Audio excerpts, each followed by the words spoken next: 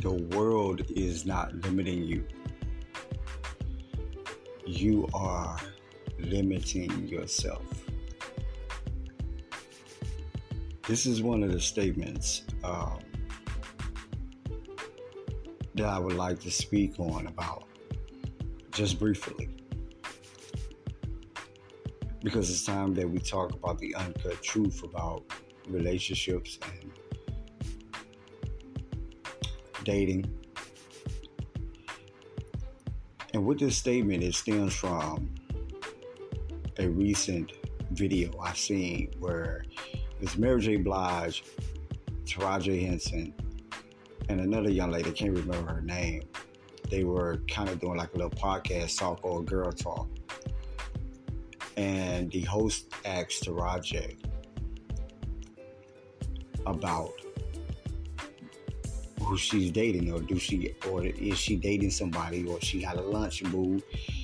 So the host was just kind of insinuating on, hey, you got somebody that, that you digging, that you like, that you going to lunch with.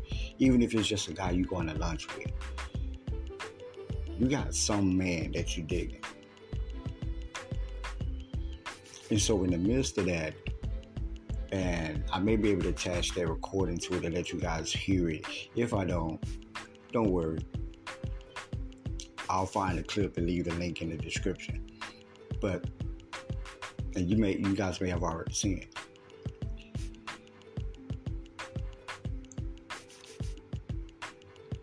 And Taraji's response is kind of is that, where is he? So my remark to that, the uncut truth with that entire statement, given the position of the person, we're talking about Taraji Henson here, a beautiful black actress who is beyond beauty. Especially all of our black women have beauty beyond measure.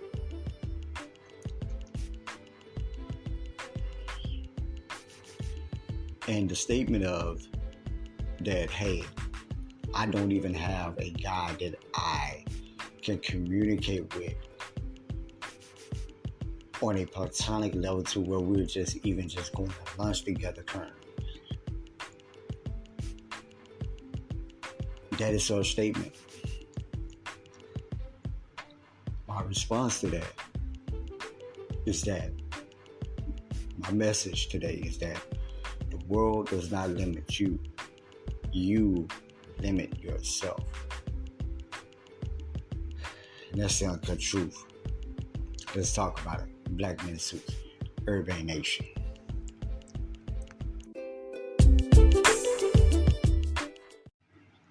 So once again, guys, welcome to Black Men Suits, Urban Nation, the uncut truth. I'm your host, Sam J. So as I piggyback off of that,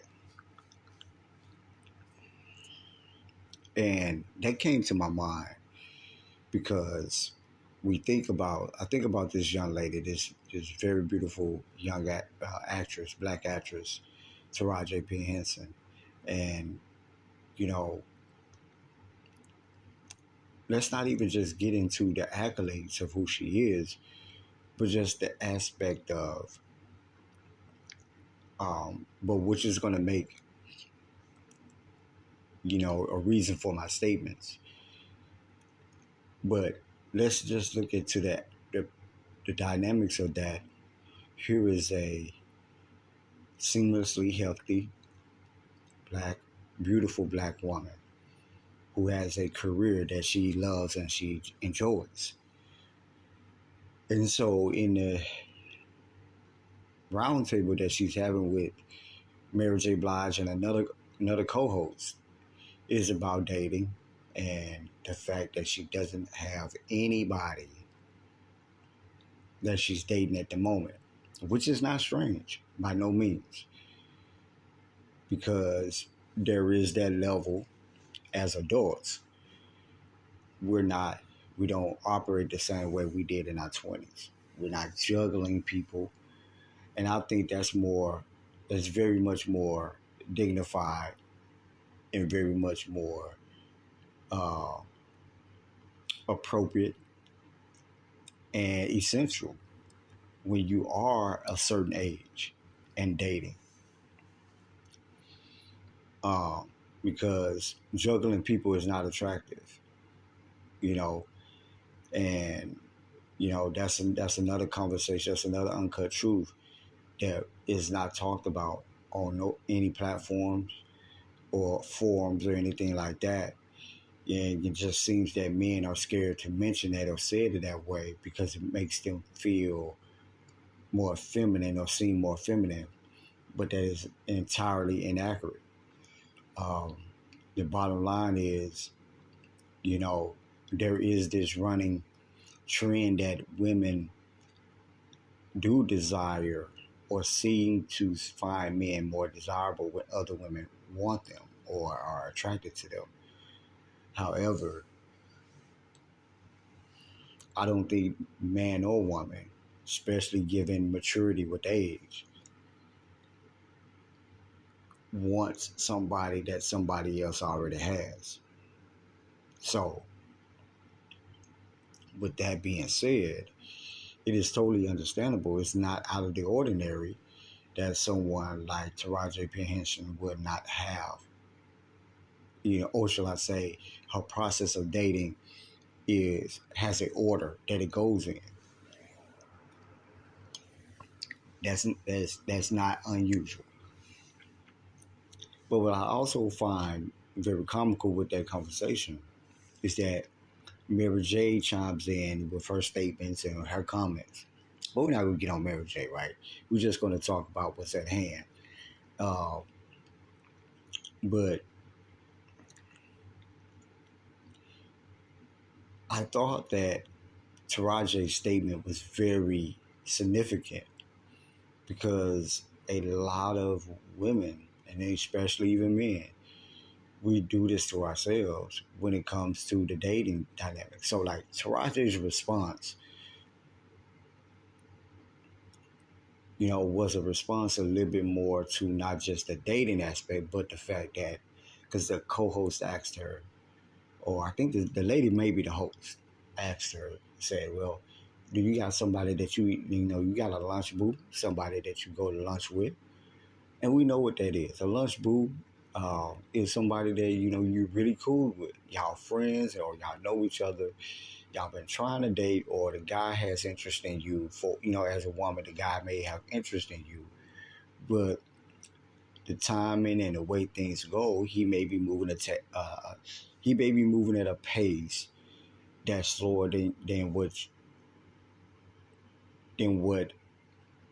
you are told to be ideal, and he is being your friend, and just y'all going out on dates, or y'all go to lunch together, shit like that, right?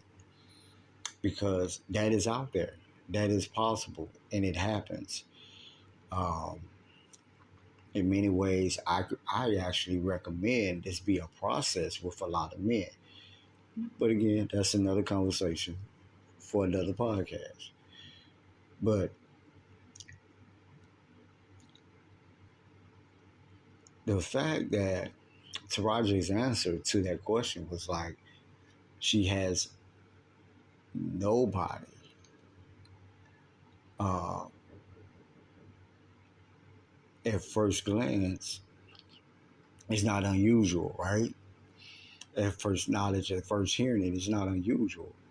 However, when you think about the aspect of you being able to have somebody that you can call as just a good guy friend that, you know, will be like, when you say, hey, let's go out for lunch or dinner, and he like, hey, shit, let's do this. To not have somebody of that magnitude only means one or two things.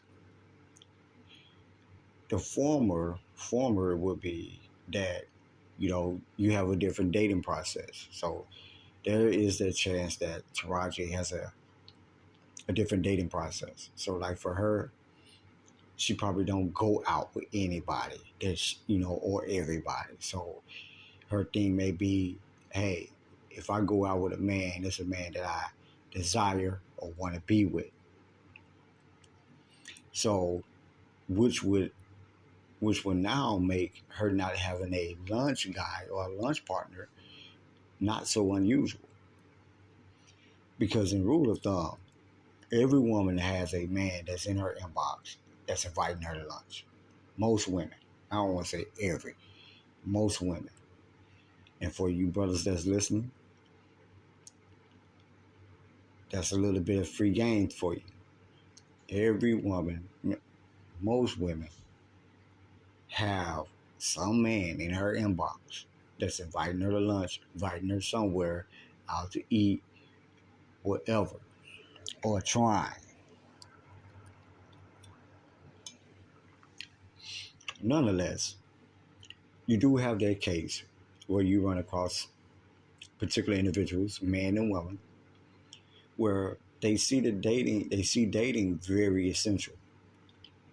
So this could be the case with Taraji, right?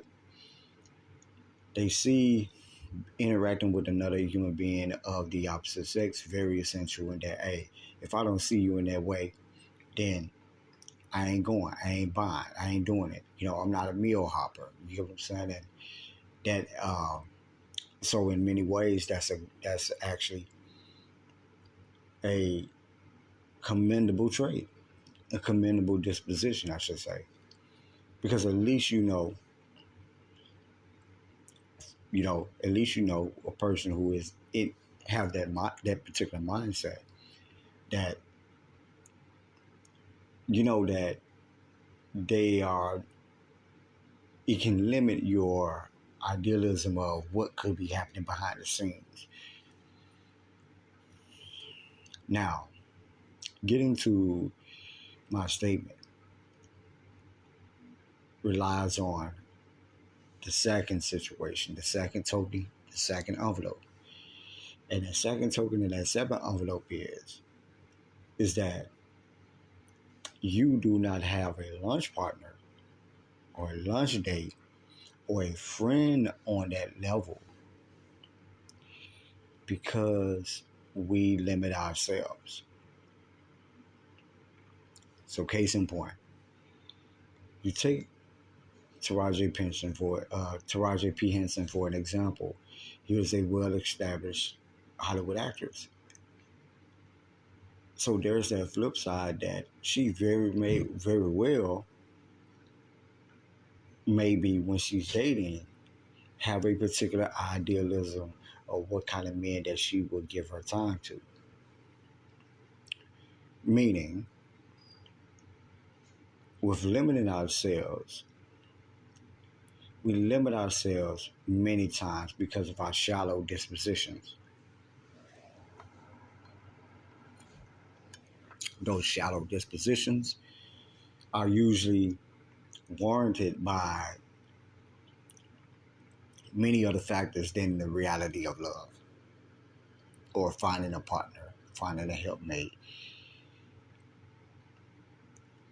They're more so rooted in idealism of what you want that family to look like, or what you want that relationship to look like, or what you want your partner to look like. So in many ways, there could be that example of that with Taraji.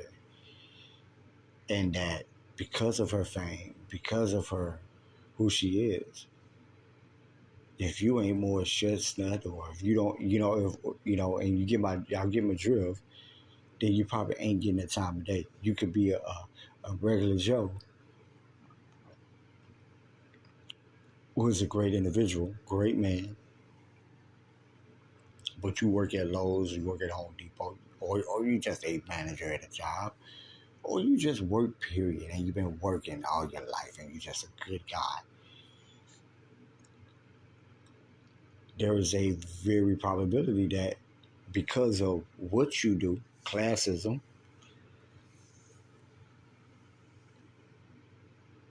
that she is not seen, so that some of the guys that may have tried to get to know her that didn't have what she had on the levels that she has, they've been pushed over or pushed aside.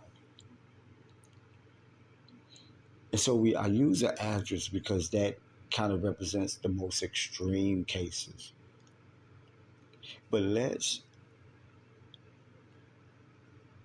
travel through a illusion of some of or imaginary thought process of some of the realities that we have even in our own communities.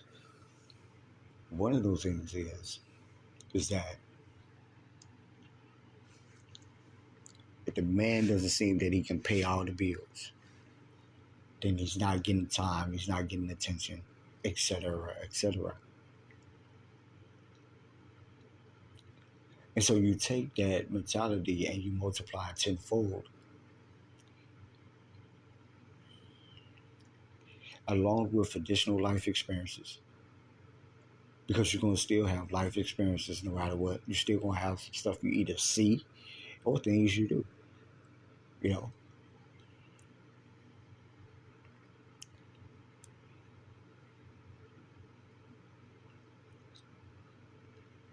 But in all reality, there is no way that someone like Taraji P. Henson should be saying that she does not even have somebody. Like it's you know, I gave the first example, which is not a bad thing at all, right? Because it just could be honestly just the disposition of the individual. However, let's say if you take Taraji again, Taraji P. Henson being a single woman who may desire to want to be with a man that loves her unconditionally.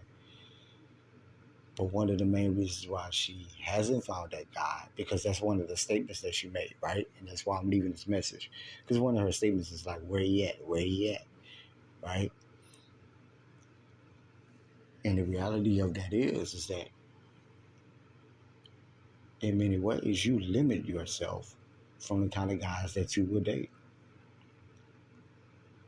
That's not necessarily a bad thing because it is what it is when it comes to you.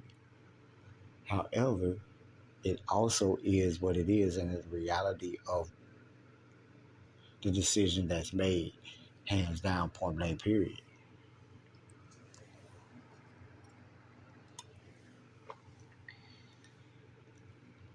So, in two examples, I find those things to be very good, very unique, great conversation that I've seen that they had.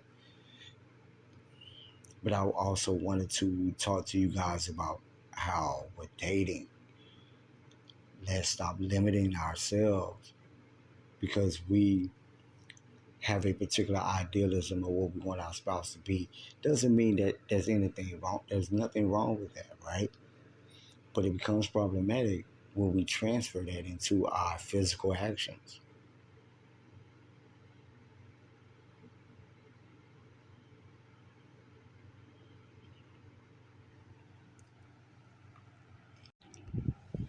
So, when you think about the process of it, and, we look at our beautiful sister, Taraji P. Henson, and we think of her statement that she made, right? And so, you wonder, you think about how, like, yeah, really? You know what I'm saying? I know them DMs blowing up, man. But the issue is that even when we talk about that, because you see a lot of platforms where women and men are talking about how the dating game is this and the dating game is that. And here is the uncut truth. The uncut truth is that we stand in our own way of our own happiness. 90% of the time. It's only it's only about a 5 to 10% of the time where there's 5% that is just it's because of who we're around. And then it's 5% of the individuals that we meet. But the other 90 is you. Is you.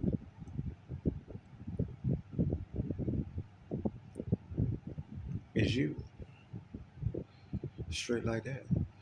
If you want, if you desire love enough, you will put in the work, whether you're a man or a woman. See, this narrative of women, and I did a podcast about this earlier, and you may go back and listen to it about should women shoot their shot. And this is kind of a continuation to that, and to a degree, and that is we live in a 21st century, 23rd century.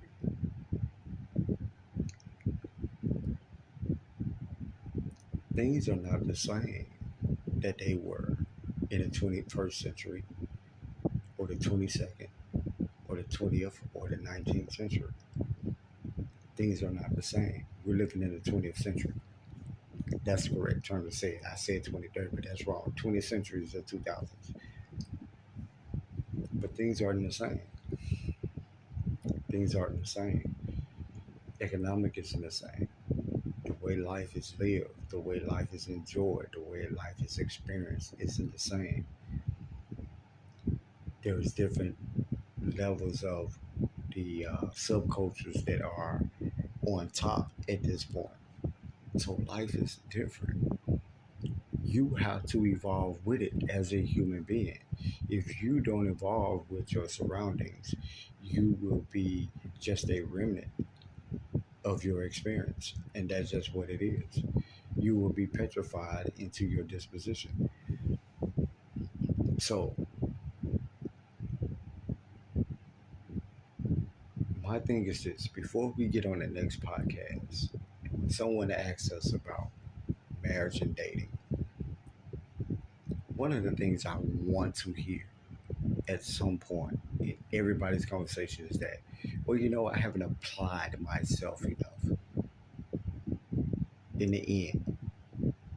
Now, again, there's a difference if you have applied yourself. Like if you're one of those people where you're dating online, you're dating, you're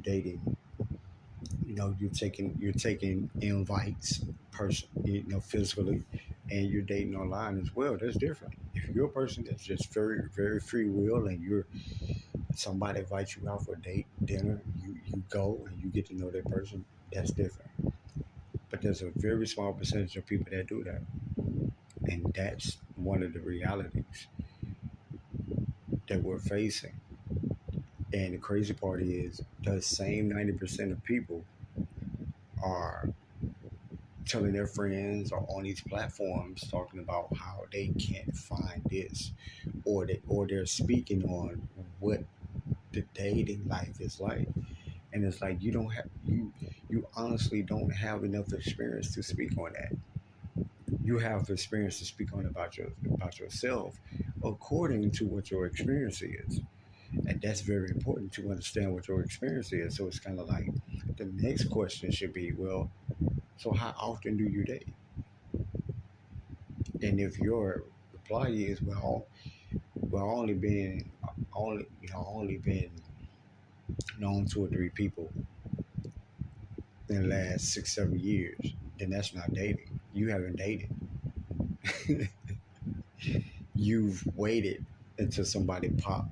You waited until you found something that you desired, and then you pull that into your space. And that's not dating.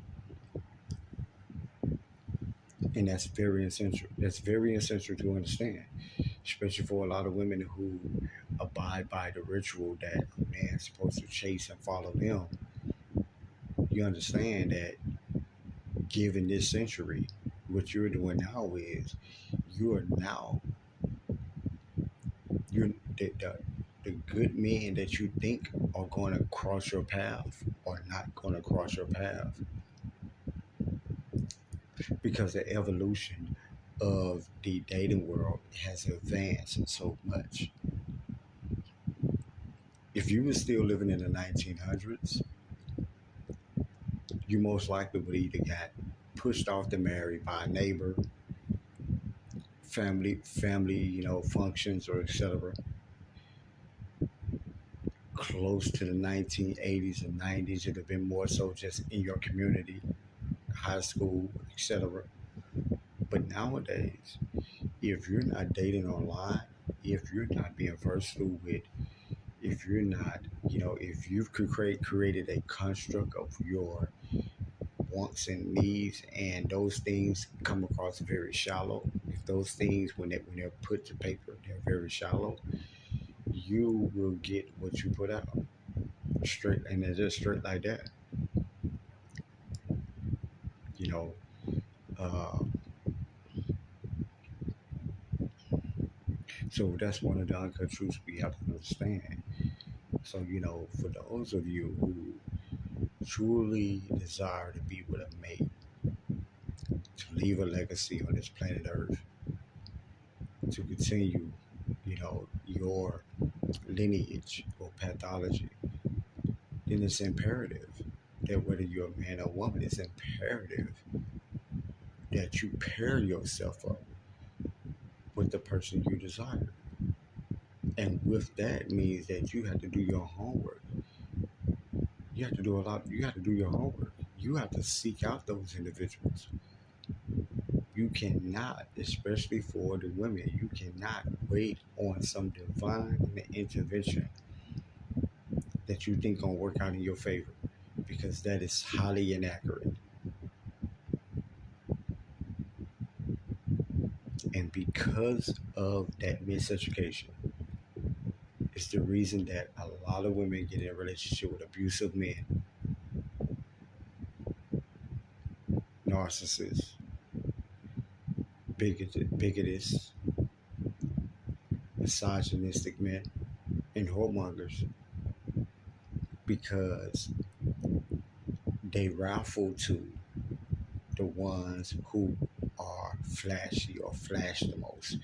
And flashy meaning, for example, can mean the nigga that seemed to chase you a lot because you're enamored by the chase. You thinking that his intentions is extremely pure, or he knows what he want and he just want. Nah, yeah, he knows what he want to get, and that's a dividing statement, because want and get goes into that same sentence with that man. But let that be a lesson learned. Let that be a token. Let that be a topic of conversations in your next forums. And that is, you are the operator of your happiness. You are the operator of your experiences. And so, whatever your experience is, you have the power to change that experience. Further experience, I should say. But that's it for this episode, man. That's the uncut truth of Black Men in Suits, Urban Nation.